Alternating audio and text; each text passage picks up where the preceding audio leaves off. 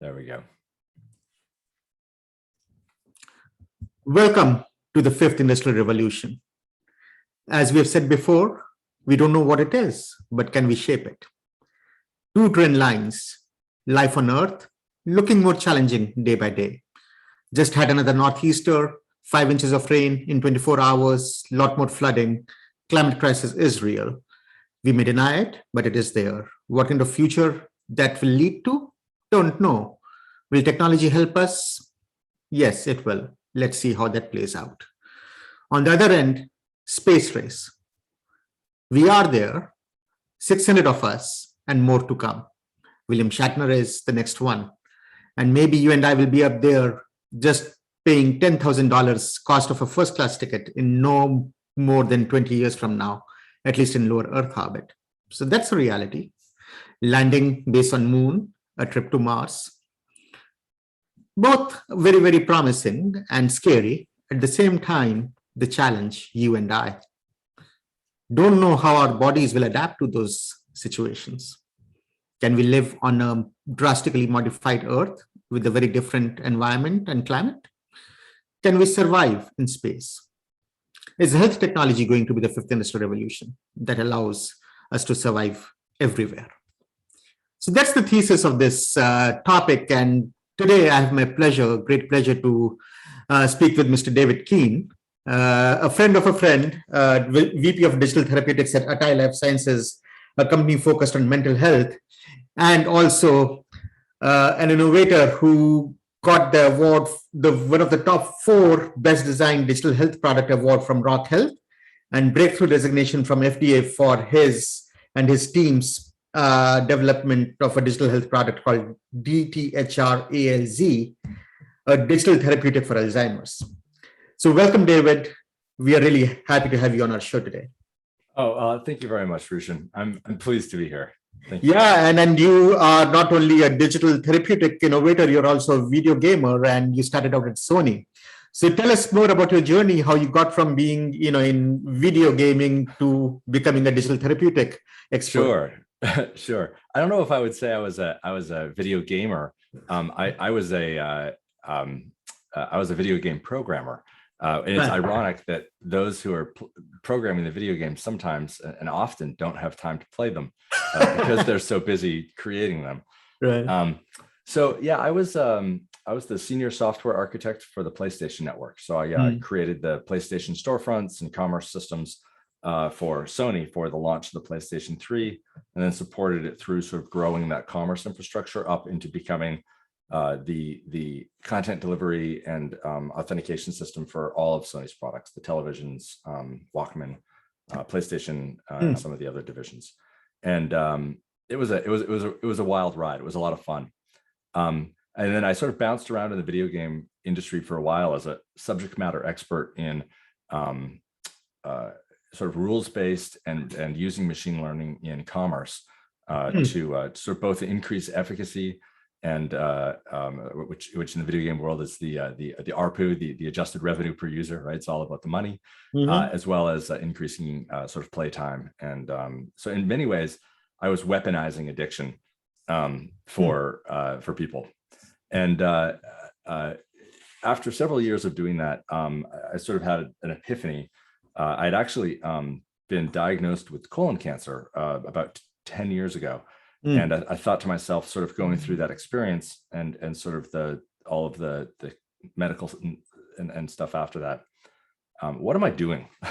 Do I want to spend my life sort of making video games more addictive for kids, for increasing increasing the ARPU is the name of the game. And so I pivoted and I started a company that was sort of based around what I thought was the importance, and I still think is the importance of legacy and memory for people. I think capturing the stories and the legacy of our elders is really important for us to be able to give our society a sense of grounding that maybe we're lacking right now. And so I built out sort of this big digital system for recording memories and for storing them and playing them back for people and sort of recreating those moments of storytelling within families.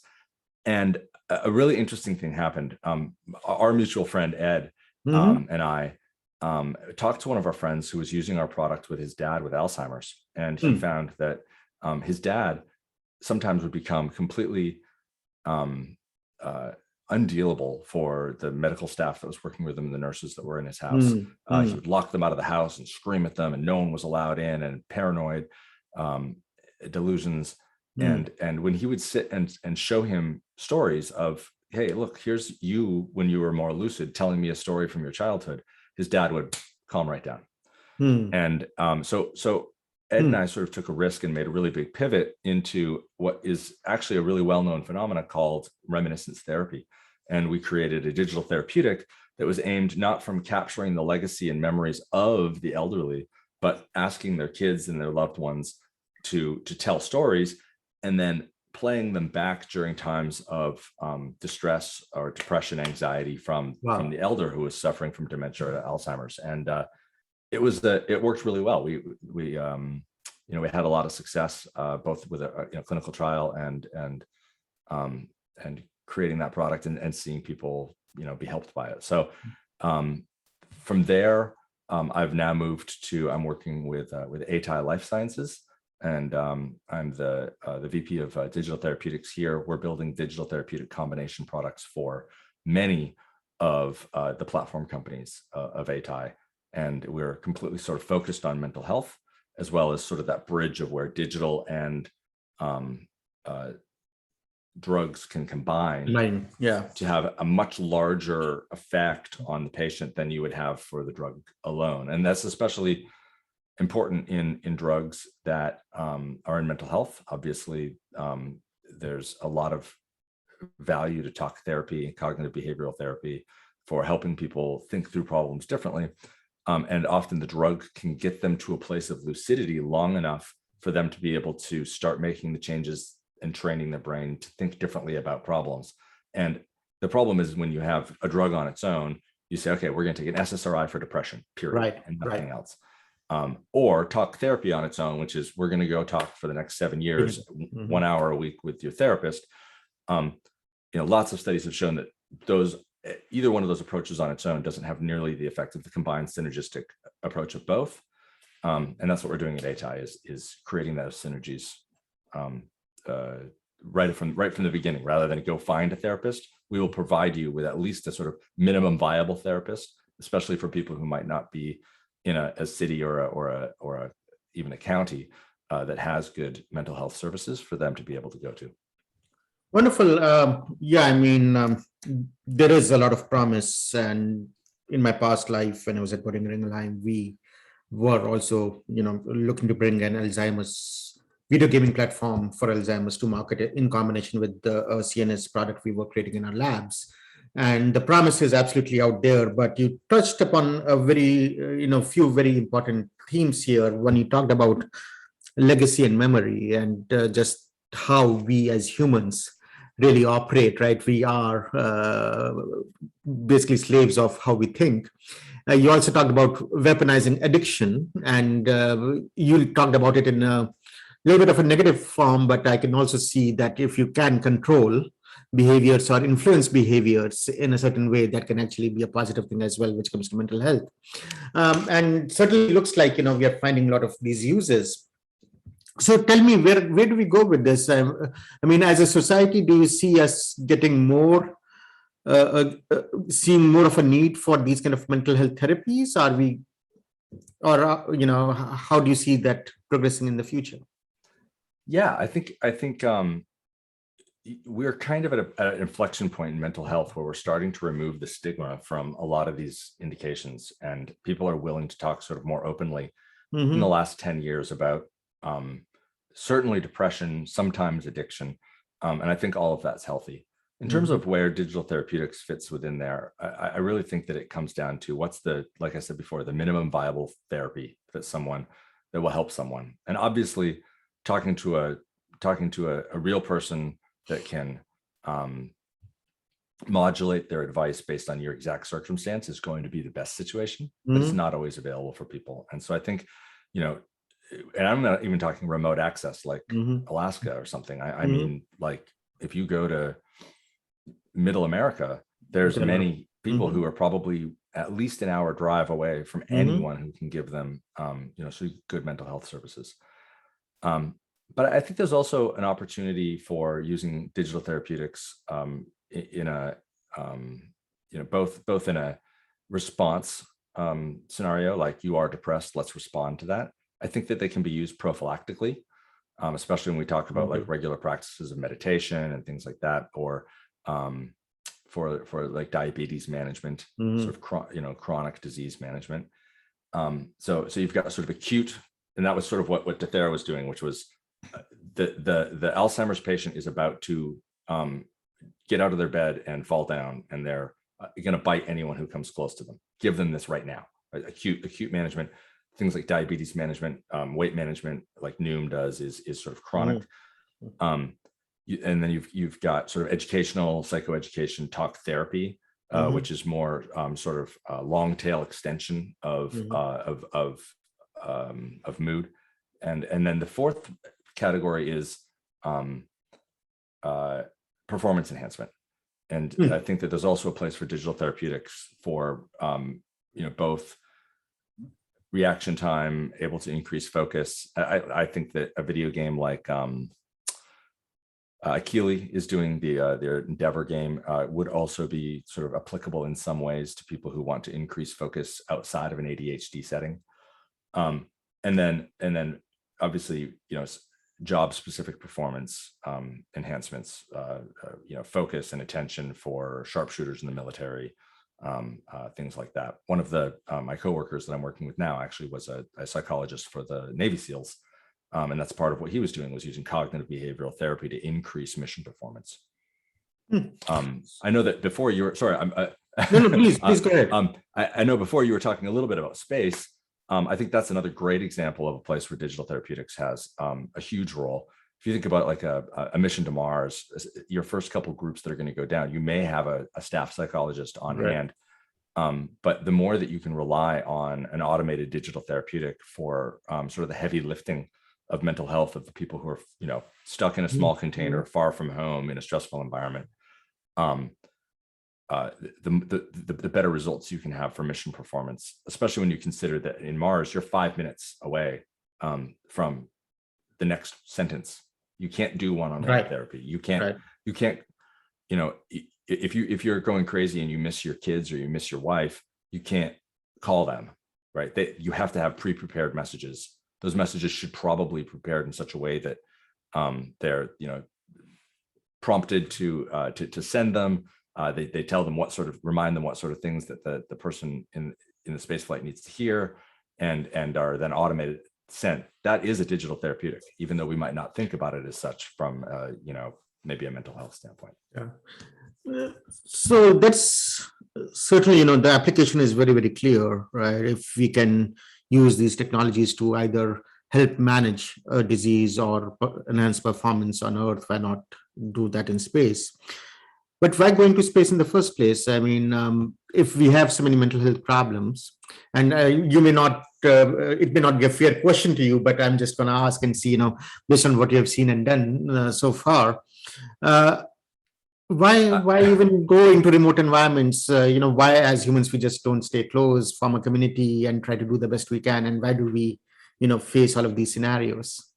That's an awesome question. I think that there's a lot of people who see the economy as like a zero-sum game, and they say we can always do this or that. Yeah, it's setting up a false dichotomy. I mean, why not both? Right? We have enough production in the world, right? Not to talk about the profit of a company or the amount of money. I could take like pot shots at the billionaires and say, well, right. There's the big news article that Elon Musk made $50 billion in one day this week. The GDP of the world, it is possible to do both. And the other thing, in the words of JFK, and the amount of money that we spend on, I do think that the consolidation of wealth that we've created sort of in late stage capitalism is going to cause problems with the goals of humanity. We would be better off spending money in not in sitting in bank accounts of the wealthy, and actually using it to move some of these programs forward. Right. So basically what you're saying is we are greedy, and we look at things as a zero-sum game, and some of us have to get rich and we will do whatever we need. And so we will need things like digital therapeutics to take us where we want to go. Yeah. I think, and we also, we need to start having the political will for some of these things where we decide to prioritize, maybe space programs over military, or maybe, deciding that we think that climate change is important enough that maybe we should, increase tax rates in order to make sure that we can save coastlines. Right. So let's go into space for a minute, right? And I know you have spoken about this topic before. So talk to us about the challenges you foresee that someone who launches and goes into space may face, and how digital therapeutics can play a role. I mean, you already touched upon it a little bit from performance perspective and even, management perspective. But just talk to us, how do you even frame that situation? Yeah. Well, I think, the broadly the question, what challenges is someone going to space going to? Mental health is probably lower on their list than like making sure they don't blow up, right? Things like that. But that speaks to sort of the first point that digital therapeutics can help, is that this whole endeavor is very stressful, right? You're sort of on the knife's edge between danger and accomplishment the whole time, and in those sorts of stressful environments, helping people to be able to perform optimally comes down to how can you help them to focus on the task at hand? How can you help them to sort of push and segment away their fears? How can you help them to acknowledge and respect the danger that's around them without it becoming a sort of crippling fear? And that's the definition of mindfulness. Mindfulness exercises do that. They allow you to recognize, especially if you sort of follow some of the meditation, educational meditation of like Sam Harris or some people like that. Mindfulness meditation is all about being able to recognize the things around you and then allow them to pass. And that's, I think, a place where digital therapeutics can take a role, is in helping and guiding some of those things.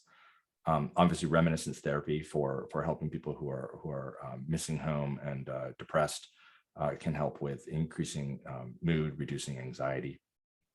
I think that there's also some automated systems that can be created using some of the same tools as we use in digital therapeutics for monitoring. And this might not sort of fly in the civilian world, but certainly for a NASA aircraft that comes up, I could see it being really useful to have enough cameras around the vehicle so you can monitor people's facial expressions and can watch for micro expressions, use computer vision to detect emotions sort of at all times. So you can see what percentage of time does someone have a flat affect or a grimace, or what percentage of the time do they spend talking with their peers versus being alone. And all of that gives you sort of insight early into how someone's mental health is doing. If you've got someone who's often talking to their peers and has, their facial expressions changing and then is switching to a flat affect, and their interactions with their peers are going down, you can easily show that in a completely automated way using computer vision as a graph to the flight therapist and say, you've got a problem that's going to happen here, rather than the person, comes to them a week later and is already in crisis. I don't know if I can hear your audio. Rushan, you might be on mute. You're muted. Yeah, can you please pause for a second, Tillman? Sorry. Sure.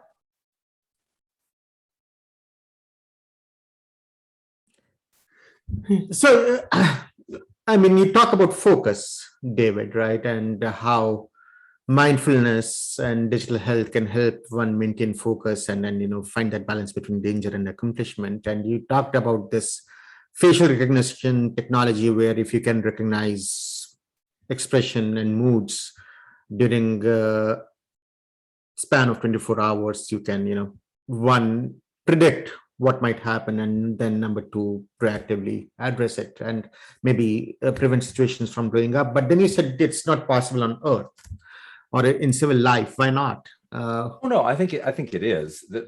It's more civilian life might not want to be monitored or there may be privacy concerns with monitoring someone. But if you're in a situation where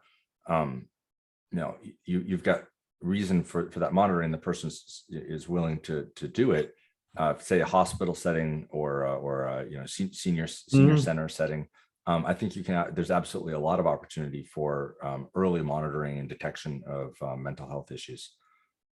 And are we seeing a lot of development in that area in facial recognition technology to help predict and manage diseases? Or is that still something that's not as deep as other technologies?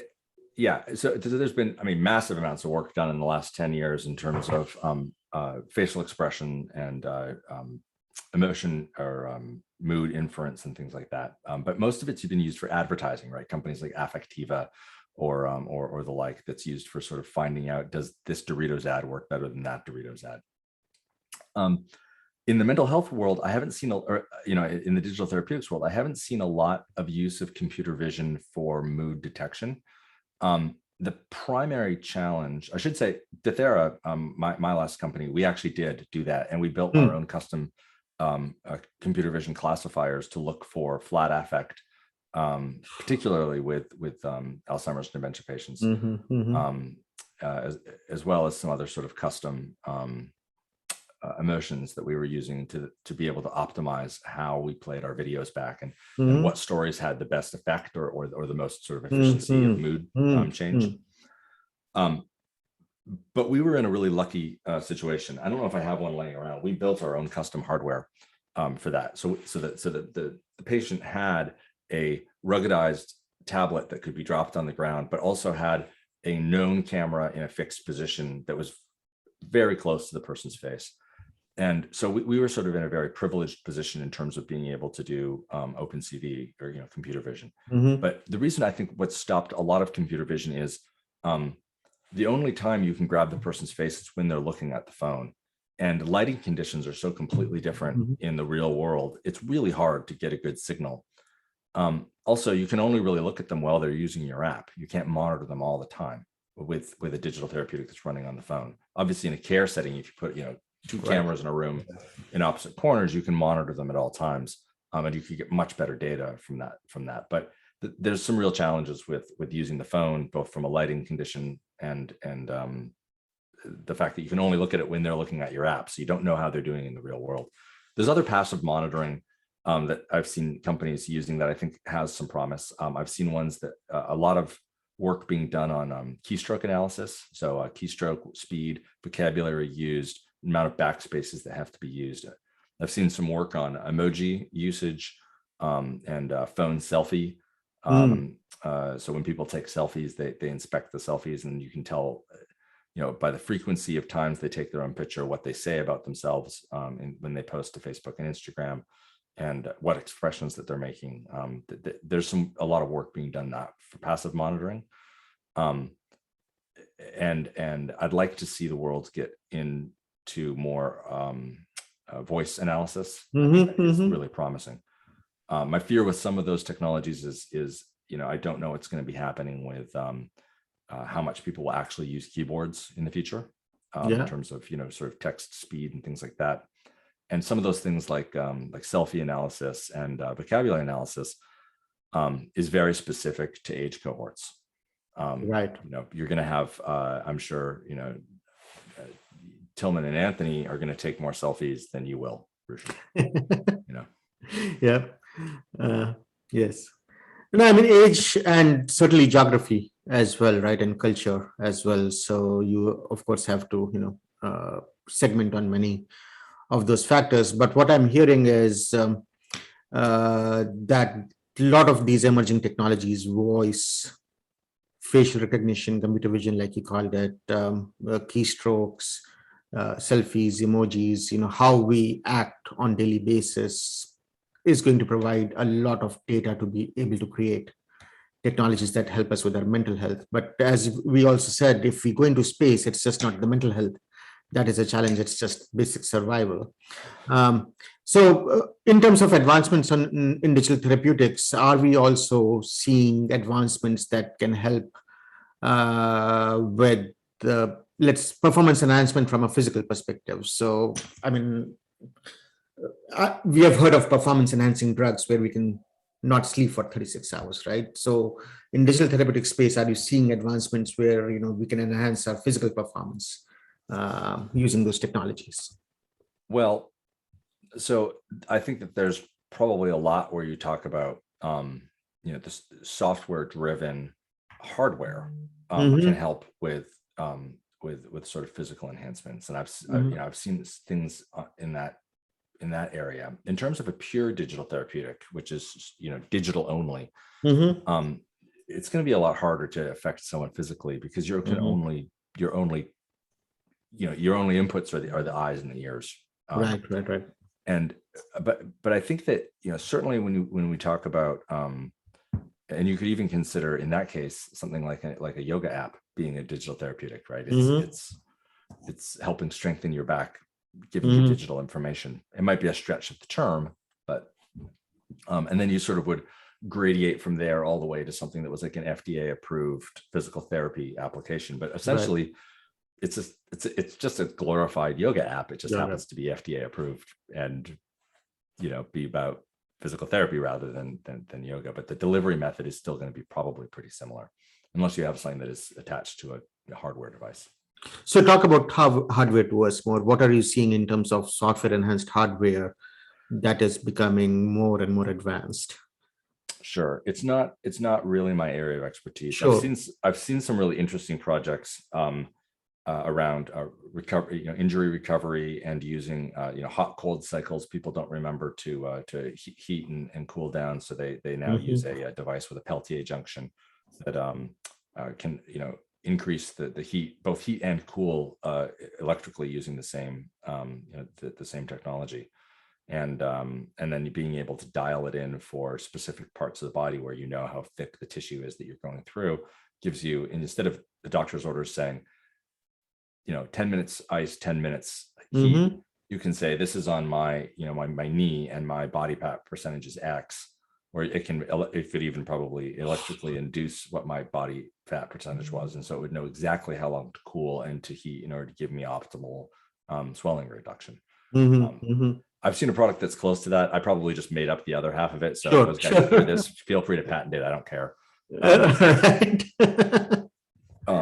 But I think you could also sort of look at some of the work that's being done in exosuits for right now. It's for worker enhancement, lifting and lifting large things and moving them around.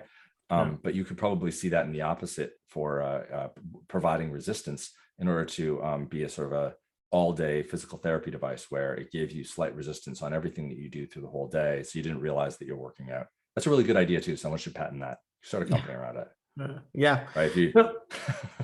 I mean, a lot of good ideas there, and the trend line that I'm seeing is as these technologies and ideas get patented, like you said, and get approved, they will find use in daily life. So ultimately, what we're saying is that technology will allow us to live better, as humans that we are today. Yeah, and at an accelerating rate, right? Even 30 years ago, it took like 6 years for a better video game console to come out, or 50 years ago, it took years for there to be a real advancement in internal combustion engines. Those sorts of advancements are happening on a monthly basis now, and I think that sort of in the next 50 years they'll be happening daily, and it'll get to the point where by the time you think up a good idea, someone else has already implemented it. Right. So rate of innovation is accelerating, and hopefully the rate of adoption is going to keep up as well. And we are lazy animals as humans, and keep it away as long as I really need it.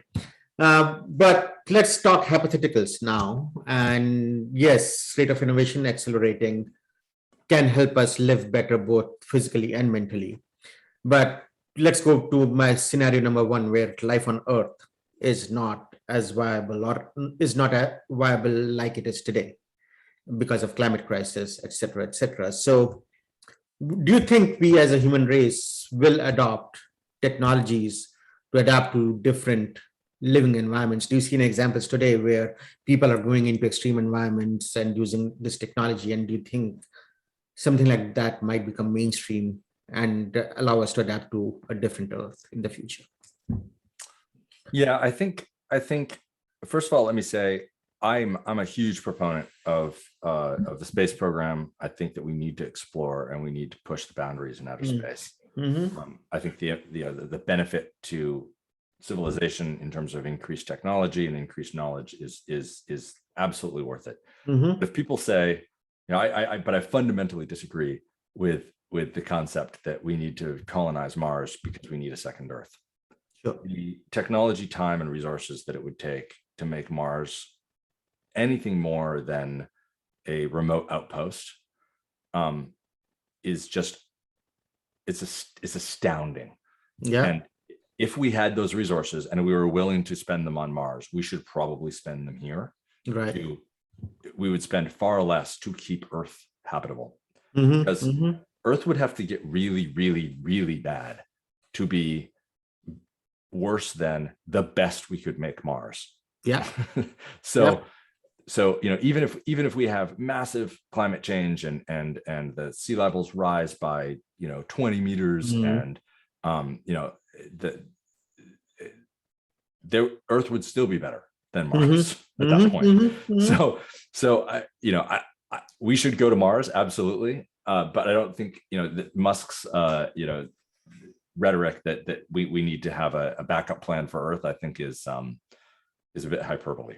Earth, there's only one planet that is accessible to us, that is livable for us within the next, I would argue, 10 lifetimes, and that's Earth. So we better not screw it up. Yeah. In terms of the radical changes that we could see happening, let's say that we did see sort of radical climate change. I think it would be catastrophic. Lots of people would die. But I think it's survivable in terms of moving population centers. We would probably have to sort of have moonshot efforts at ocean desalinization, reduce or recreate the aqueduct systems in order to get our water, but I think that it's something that humanity would survive, probably maybe not optimally or the way that we like. And so we should do everything that we can, but I don't think the political will is there. So right. It's so frustrating to say, how can we, or what should we be doing to plan for this? To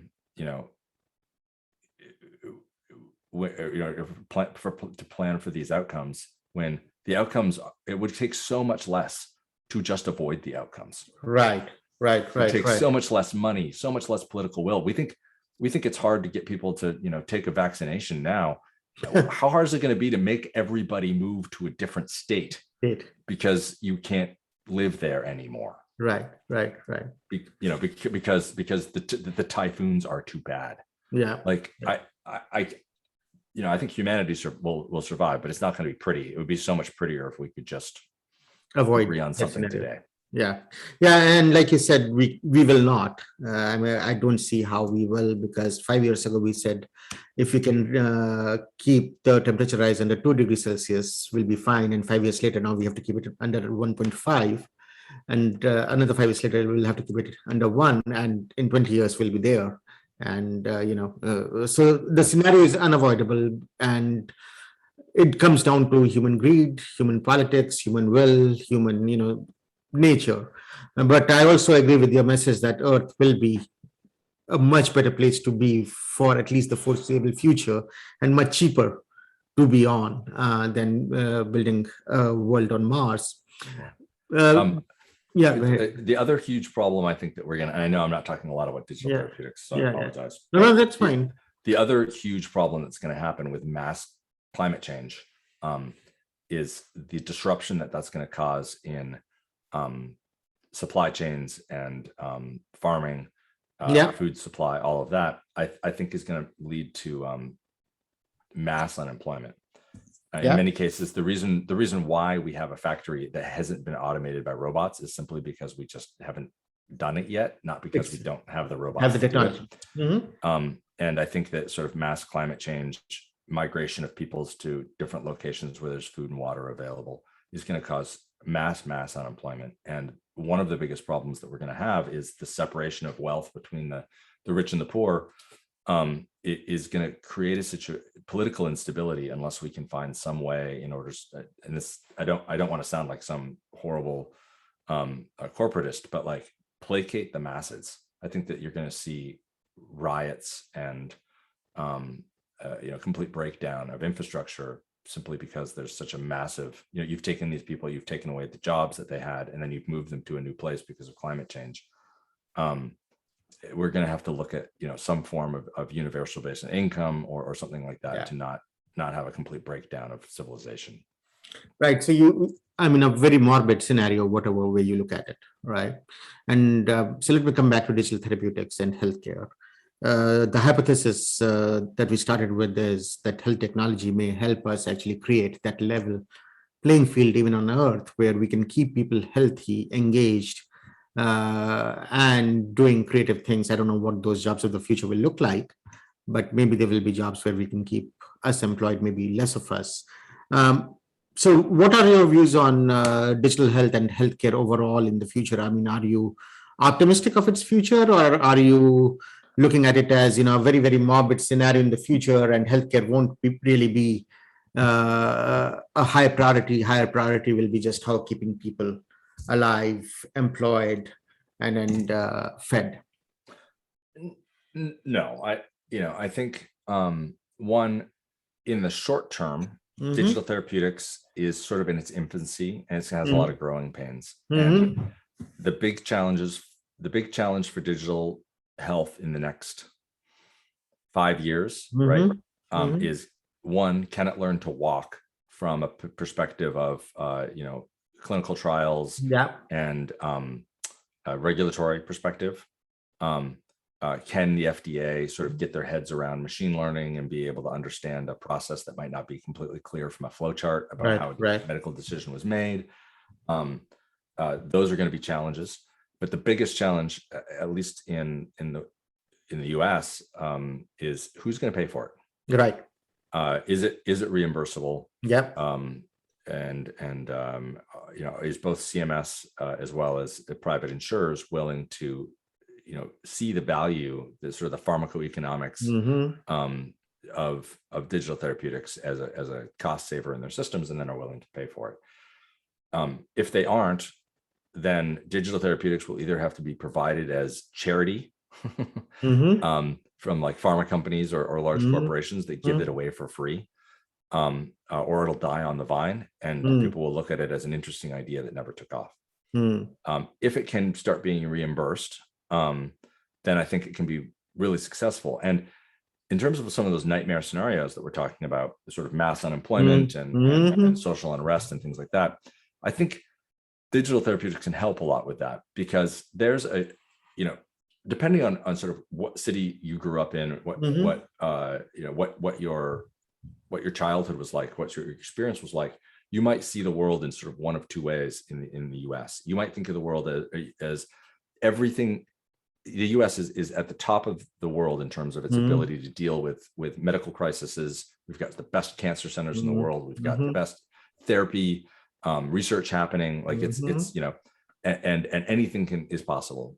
Or if you come from a lower socioeconomic bracket, you see it as a Byzantine maze. Right. No services are available, and everyone, and you get ignored unless you're an amazing advocate for yourself. Right. And I think that digital therapeutics can push some of the sort of the cutting edge and the really good work that's happening up in those higher socioeconomic brackets.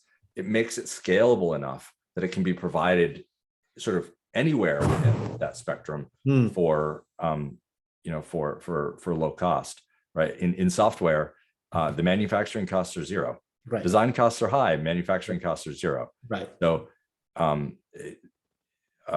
if the will is there, you can sort of provide mental health services now at a far lower cost, because a lot of the heavy lifting of psychoeducation and talk therapy can be automated and put out digitally to everybody. But again, there's an issue of political will.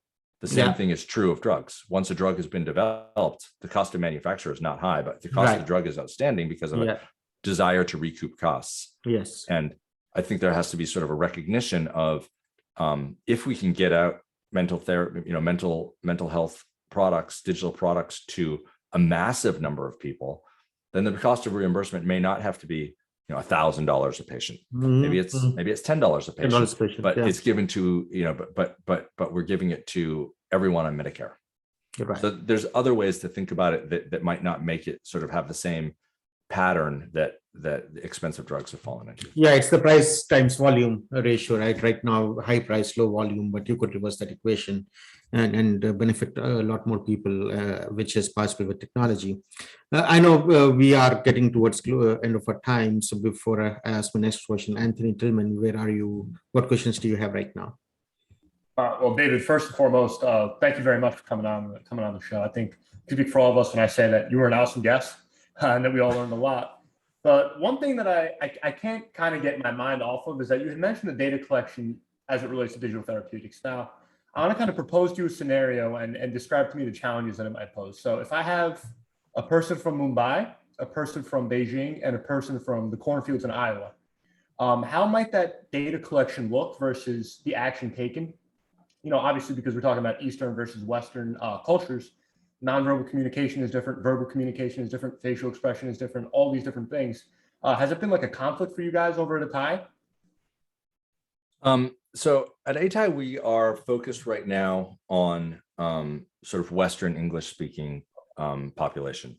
And there's sort of two sides to the internationalization of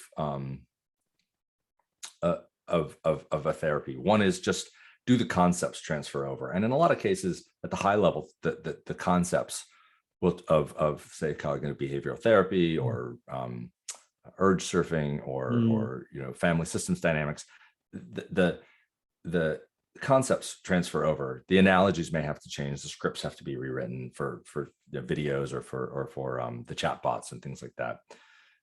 So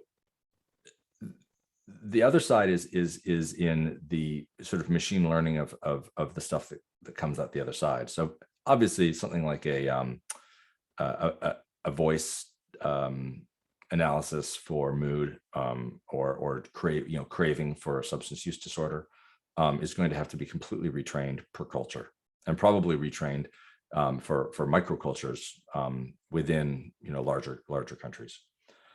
But that training is possible as long as you have a large enough data set. The challenge is just getting enough data from that culture in order to be able to map it into, to do the machine learning process over.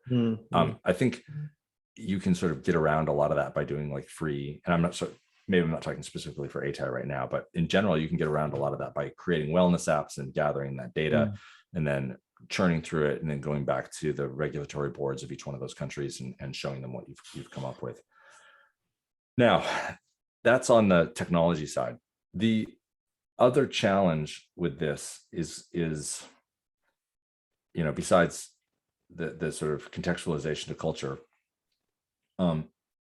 is the regulatory of how you move data around the world. So there's a couple challenges to this. One is a lot of countries, and in some cases provinces within countries, have data residency and data governance laws. So some of them, like for example, in Vancouver, British Columbia in Canada, I believe you can't export the data of a patient outside of the province, which means you need to run your servers in their province and you can't export the data from there. So if you're running a digital therapeutic that's in Canada, you need at least 2 data centers, one for everybody else and one specifically for British Columbia. And in some cases, it's even worse than that. In some cases, countries will say, and you have to have it sitting in our data center. right? So that's a frequent requirement from China. Is they're like, yes, you can run your services out of our country, but you have to run your servers on our infrastructure, and we have root passwords to them. So if you want to start collecting data to start doing analysis in a centralized way, which if you're doing a digital therapeutic, of course you do, you need to deal with the problem of how do I keep my data residency and governance compliant in each one of the places where I have a data center, but then how do I take all of the data on a minute by minute basis and create a pipeline that anonymizes that data and sends it back to my data lake in a way that complies with the laws of the country for export. And usually there's a certain threshold. Once you've de-anonymized enough things, you've sort of checked the boxes. This is now anonymous data, and it can be sent back out, sort of your centralized repository. But you have to create a pipeline and a system to do that, and think about those sorts of problems, or else, yeah, you can't run in those countries. Yeah, I just have one other quick follow-up question for you as well. So you kind of spoke about the internationalization of digital therapeutics. Now, is the U.S. kind of leading this foray into digital therapeutics, or do you see other countries taking a similar approach as well? No, there's a lot simply because of the number of people, right? Like there's a lot of digital therapeutics companies in the U.S., but I've seen some great digital therapeutic stuff coming out of England, Germany. Has some. I think Hello Better is in Germany. They've got some great stuff, and I think from a regulatory standpoint, Europe is ahead of the U.S. Right? Germany's the first country that's announced that they would reimburse a purely digital therapeutic in their national healthcare system, and I think that they're sort of leading the way. So I would say there's probably like an equal number between Europe and the U.S. Awesome, thank you. I'll pair it. Anthony, thank you so much for coming on. It was a great show. I'm going to take this a direction I always take things. This is kind of an underrunning theme that we have in this that I always like to bring up is privacy and security, and particularly cybersecurity. So an interesting dynamic, I think, to all of this digital therapy we're talking about, and data collection and data transfer, storage, and all that is how do you answer to those who might feel like cybersecurity or their privacy is at risk during this? This is just a connection back to your Sony days, but it sounds like you were working there when they had the huge when the PlayStation Network got hacked. Then I left a kid playing at that time. I left 6 months before that hack. Oh, got out. That's good for you. Maybe that had something to do with it. Maybe they knew when we are not being recorded, I'm happy to tell you the story of that. Oh, but okay. Makes sense. I can't say anything publicly about it. Perfect. Well, yeah, that makes sense. But anyways, but then you understand though. So how do you feel about privacy, and also having to have all this data stored and collected and transferred, and specifically about people's mental health and all the problems? Yep. So I firmly believe that the best security is to not have something worth stealing. You can't have stolen something that you're not recording. And so first and foremost, when you're building a digital therapeutic, or you're building any tool that's going to be taking someone's personal data, you have to ask, how much is this personal data worth to, and if you're a company like like Introspect or a digital therapeutic company, you should be saying that, how much is this worth? How much is me having this personal information worth to the patient, right? You can't say, how much is this, like Google says, yeah, your personal information is worth a lot to me as Google, but you shouldn't be taking that approach if you're acting sort of in a therapy role as a company for people. You should be saying, how much does me having this data help the patient? And if it doesn't help the patient, why am I recording it? Am I recording it just to take away later? So an example, if I have a therapeutic relationship between me and someone else, do I have to know their last name in order to help them with their mood, in order to help them with substance use disorder? Probably not. Do I need to know where they live? Do I need to know their geographic location? Do I even need to ask iOS for access to their GPS? Nope, probably not. Do I need to take pictures of them? Nope. And so the less that you record, the less that you're responsible for. And in some cases, this isn't necessarily the best example, right? But like if you are building, I'm going to be careful how I say this, what words it. If you are building a large commerce infrastructure and you have to process credit cards, you might want to consider not storing those credit cards in your database. Just keep them at the bank and have a hashed identifier that you use to access them. That would be a good design decision. I think that you take that same approach with digital therapeutics, is only record what you need, and you lower both the desirability of the data and the cost of the data loss. You're going to anonymize it anyways when you bring it back to your data lake. So, now I think that there's times when knowing personal information about someone is helpful. Like, it would be useful to know where you are right now in order to give you driving directions on how to get to your therapist's appointment, right? But I can do that in a way that doesn't send data to me. For example, in our Introspect app, we give driving directions, but we open up a view to the native iOS or Android Maps application. It takes the GPS information and gives them driving directions to the clinic, and it never goes through our servers. We don't even ask for GPS permissions on our app because it's done via the Maps application. So those are the kind of things that you can do that, lower your danger, but you can never truly eliminate it. And, contrary to popular opinion outside of the programming world, you can never fully protect it. The attack surface is constantly changing because of the complexity of the whole ecosystem that you're running in, right? From your iOS changes are happening all of the time. Platform changes are happening. OS changes are happening. So through your whole stack, you've got change constantly, and you can try to stay on top of it. But the best defense is, don't let them hit you. So don't even have the data.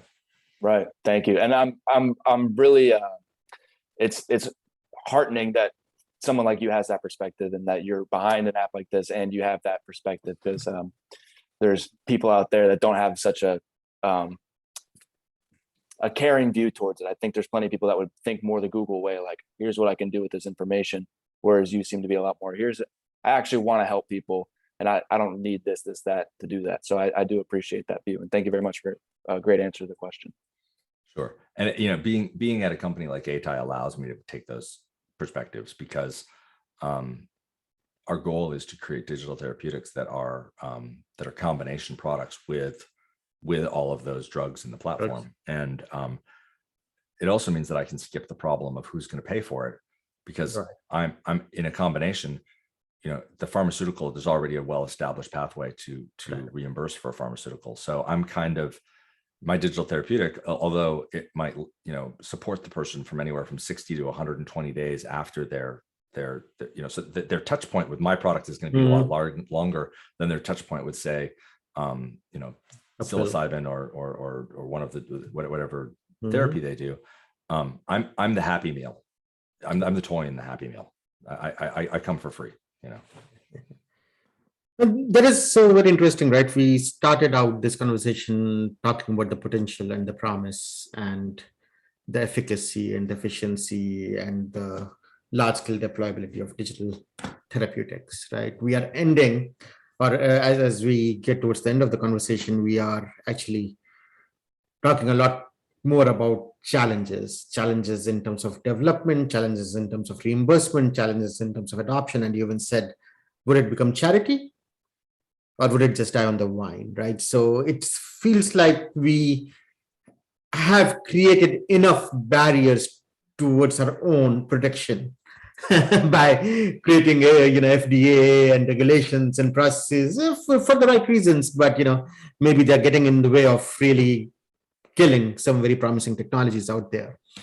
So that's a very interesting perspective. It also takes me back to the hypothesis we started with, where we thought maybe health technology could help us overcome the challenges of living in a very altered earth or going into space. But if we can't get it out of our own way, we may just not even have these technologies. So I feel a little bit more uncertain about the future of human race now than we started. I mean, are you getting the same feeling, or are you still very optimistic that we will still figure it out and we'll take care of it, and we are innovators, we always get it done? Working as an architect for sort of large systems changes the way that you think. And it's made me a pessimist because part of your job is always looking for the failure points. Yeah. Right? You have to, even if you tell your programmers working on a team, here's the happy path, here's what the software should do, you've always got to be thinking, what's every possible way that this could fail, right? And so you start looking sort of at the world that way. What's every possible way this could fail? And I think that there's massive numbers of ways that our current sort of systems that we've created in the civilization could fail. And I think that many of them are sort of at their breaking points. Yeah. But humans are much more resilient. Humanity is much more resilient than a software system. Software systems, when they reach, something that doesn't work or a bug, it crashes or it writes the wrong data and it acts stupidly. Yeah. Humans don't do that. Humans adapt to problems when there's bugs in their plan. And so I actually have a lot of hope in terms of humanity will figure this out. I am very pessimistic that humanity will figure this out optimally, right? There was probably a really optimal way to sort of shut down or transfer away from the Roman Empire without having to go into the Dark Ages. Dark Ages, yeah. But they didn't figure it out, and so they had the Dark Ages. And I think it's probably similar for us. There's probably some ways that we can transfer from our current systems to more and better systems, right? Like there's this idea of the S curves of innovation, S curves of innovation, right? Where you're at this curve, right? And we're at that curve now, and there's probably some optimal ways for us to jump onto the next S and move. But I'm very pessimistic that we're going to do so. I think that we're probably in for a lot of pain in order to undo those systems, because those systems have become so entrenched in power. And that's the same problem the Rome had, right? Is you have systems that are entrenched in power, and the people in power don't want to give it up, even if it means that the whole thing is going to fall off the rails in 2 generations. I won't give up my power now in order to save people 2 generations from now. It's the same problem we have now. Is I think the wheels are going to fall off the truck in 2 generations, but the people who are in power now don't want to give it up. Yeah. So we will not be able to get on to the next part of the S curve. Yeah, and we're seeing that play out on the Hill right now. We can't. It's all over the world. It's not just all over the world. It's not just the Hill, right? It's everywhere. It's everywhere. You see it in everywhere from North Korean dictatorships to Putin's the world's first trillionaire. There's all I mean, not to make your show too political, but it's everywhere, not just the US. No, I mean, but it goes down to the fundamental question that we're asking, what will our future look like? And if our will to change is not there, like you said, we may not have an optimal future. And maybe the 5th Industrial Revolution, as we are hypothesizing it, should not be about health technology or anything like that, but it just should be focused on avoiding the next dark age. And then, if we can just figure that out, that may be a good outcome, that we don't get into the next dark age. But with that, I mean, this has been really, clarifying in a conversation, both the promise, the potential, the roadblocks, and how, as humans, we can get in our own way. So thank you so much for your time today, David. I really appreciate it. Truly enjoyed. I also see that you have 3 guitars, actually 4 in your background. So I'm assuming, 5 in your background. So I'm assuming, and 6. So you are, I'm sure, also using music therapy a lot. Yeah. I play guitar and bass, and then the drums are downstairs. And we're a musical family. We're wonderful. So I wish you all the music in the world. Keep playing, keep enjoying, and thank you for being on our show today. Oh, thank you so much. I really enjoyed it, and it was great to meet you, Tillman and Anthony and Rushan. I appreciate the opportunity to talk to you. Yes, and looking forward to staying in touch. Great. Thank you. Thank you.